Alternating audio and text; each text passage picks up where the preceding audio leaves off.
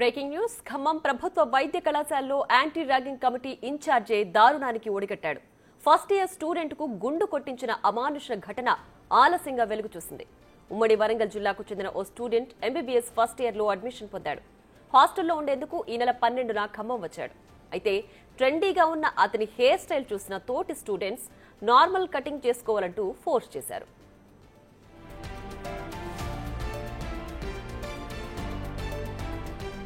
దీంతో ఖమ్మంలోని ఓ సలూన్లో hair style మార్చుకున్నాడు. అయినా అప్పటికీ కటింగ్ సరిగా లేదని విద్యార్థులు అతన్ని వదల్లేదు.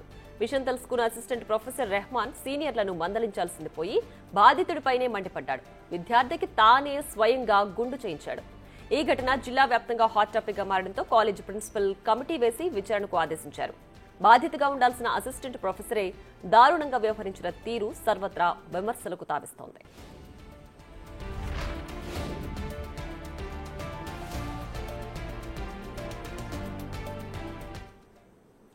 మరింత సమాచారాన్ని మా ప్రతినిధి భాస్కర్ అందిస్తారు. భాస్కర్, చెప్పండి, ఇలాంటి ర్యాగింగ్ ఘటనలు ఇంకా వెలుగు చూస్తున్నాయా? దీనికి సంబంధించి ఎలాంటి చర్యలు తీసుకోవాలని ప్రజలు భావిస్తున్నారు? పూర్తి డీటెయిల్స్ ఏంటి?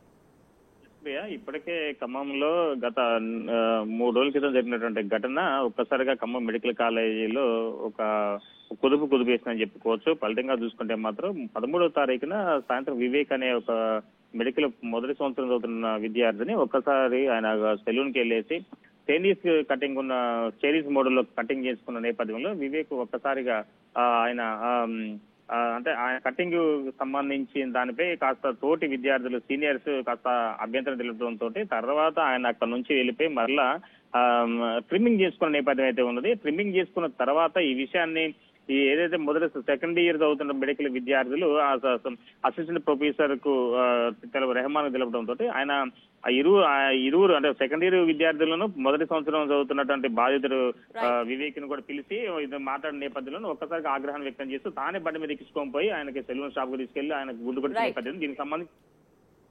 Right Bhaskar, thanks for the updates.